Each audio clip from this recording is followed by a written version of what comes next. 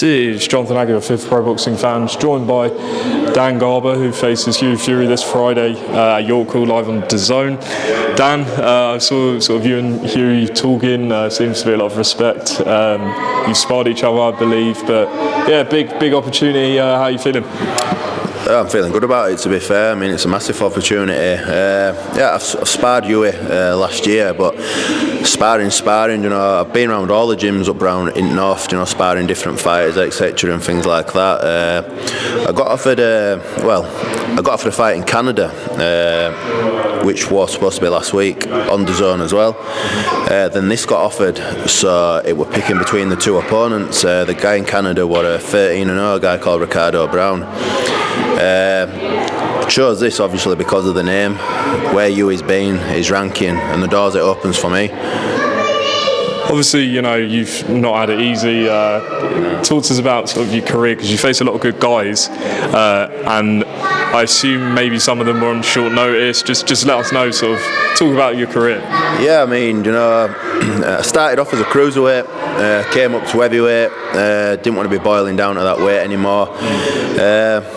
Really, it kicked off for me about 16 months ago. I boxed a guy called Tom Carty on a matchroom show over in Dublin. You know, Tom's Irish champion. It were on the Katie Taylor, Chantel Cameron undercard. You know, no one had been past 2 rounds with Tom. I went 8 rounds with Tom, and then from that, it kind of kicked on. After Tom, I had a couple of wins on home shows, but then I got a fight with Moses Itauma on 2 days' notice. Probably wasn't the best thing, taking it on 2 days' notice. You know, obviously, look where he is now. You know, the kid's a special talent. Rebuilt with a couple of wins, and then at Christmas I got offered Vidal Riley on 24-hour notice. So, I mean, that's 3 opponents there. I mean, Vidal's ranked at top 25 in the world as a cruiserweight. You've got Tom Carty, who at the time was number 50. Moses is number 9 with WBA now. And now, after coming off 2 wins, you know, I went to Germany in February, boxed as an away fighter. I got a win out there. Boxed the week after on a home show, got another win there, and now I find myself in ring with Mr. Fury. It's some career, because, you know, in boxing, I guess, you know, if you don't have the backing of a promoter, TV company and stuff, you have to sometimes just take opportunities when and where they come. And I guess people sometimes don't put it in perspective, you know. I mean, how long have you got notice did you have for this one?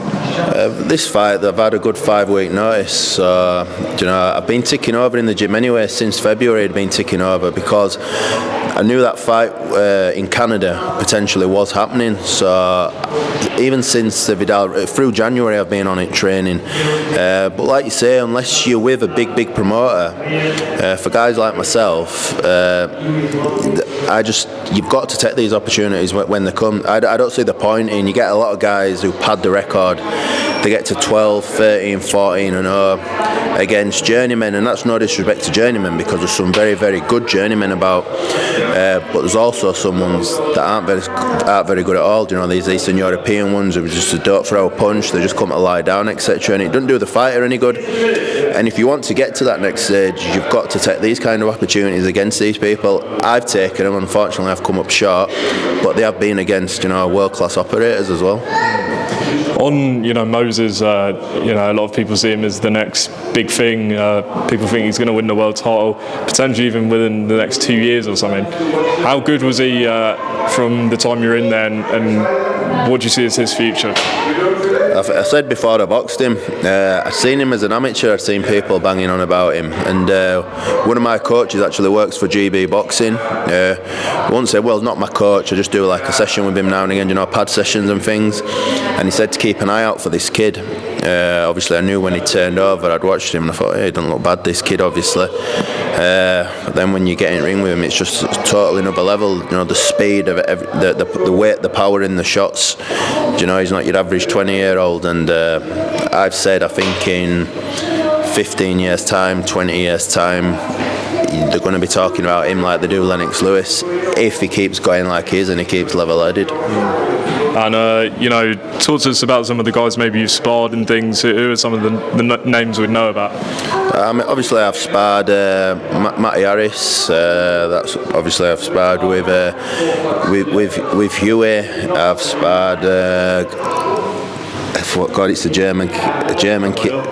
Yep, sparred there with him. I've sparred with some big names, to be fair. I mean, the sparring brings you on as well. Do you know, you need to get out of your comfort zone, especially for the sparring, and go to different gyms. And that's what I do. I do take myself around the gyms up at home. Do you know, I go travelling around by myself or with my trainer sometimes. You know, going to different gyms, and it brings out the best in you. But I mean, for this camp, I've been sparring a kid called Mitchell Barton. He had a couple of pro fights, but he's gone back to amateurs. He just won Scottish ABA title and 3 Nations. I've been sparring a kid called William Howe, who's 4-0. He's out with Johnny Fisher at the minute sparring. And I've used a couple of cruiserweights as well for speed. So every box has been ticked for this fight. And what's your thoughts on Hugh as a fighter as he just leaves the venue? But yeah, we can probably talk a bit more about him now. But what's your thoughts on him as a fighter? Well, obviously he's been there and done it, hasn't he? You know, he's a world-class operator. You could say he should have been a world champion. You know, a lot of people thought he beat Joe Parker when he boxed him for WBO belt. I thought he just nicked it that night. You know, he's a former British champion. He's been in with Parker, Pulev, Povetkin, Sam Peter, so he's been there and done it. I think I said upstairs as well, you know, it'd be pretty disrespectful for me to start saying I'm going to do this and I'm going to do that against a fighter of that quality. And let's be realistic, the best Hughie Fury beats the best version of myself. But every fighter can have an off day. I think back years ago when Herbie Hyde, if you remember Herbie Hyde, yeah, former world champ at heavyweight, he come back down to cruiser. He'd had a bit of time off like Hughie. They got a journeyman in at the time who'd won something like 3 out of 12 fights, and he took his eye off the ball. He got a bad cut in the fight got stopped. So anything can happen, especially in heavyweight boxing as well. And for those that don't know, your dad fought his uncle, John Fury. John Fury, yeah.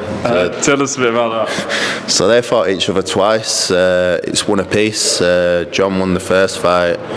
The second one, obviously Steve knocked him out in 1995 on Sky Sports as well. That video went pretty viral since Jake Paul shared it a couple of years ago. So yeah, like I said upstairs, this is a decider in the Garber Fury. What was your reaction what was his reaction, your dad's reaction when Jake Paul shared that? Well, they're not on Instagram, so it may have told him. But it obviously got him some attention and things like that. Yeah. So yeah, it's all been good. So the message is, you know, you're going to make it 2-1 Garber? I'm not going to say it like that. You know, I'm just going to take it round by round on Friday. You know, what will be. You know, I'm fully prepared for the fight. You know, I said it up there as well. You know, if he comes to put it on me, I'm prepared for that. If he comes to box, I'm prepared for that. So I personally, like I said up there, he's not a 6-round fighter, Hughie Fury. He's a 10 to 12 round fighter, and that's what he's used to. Him dropping down to a six round fight is not really going to suit him, to be honest with you. He's not one of these fighters like Itauma who comes out at 1,000,000 miles an hour either. And in them 6-round fight, he's used to them longer duration of fights. You know, he's not been active. I have been active. This is my 4th fight in 4 months as well. So I have nothing to lose whatsoever. You know, obviously all the pressure's on him. So I've got to just give it my best shot on Friday night. Well, we look forward to seeing you in action. For those that want to follow you, how do they follow you on social media? You can just go on Instagram. It's Dan J Garber on Instagram.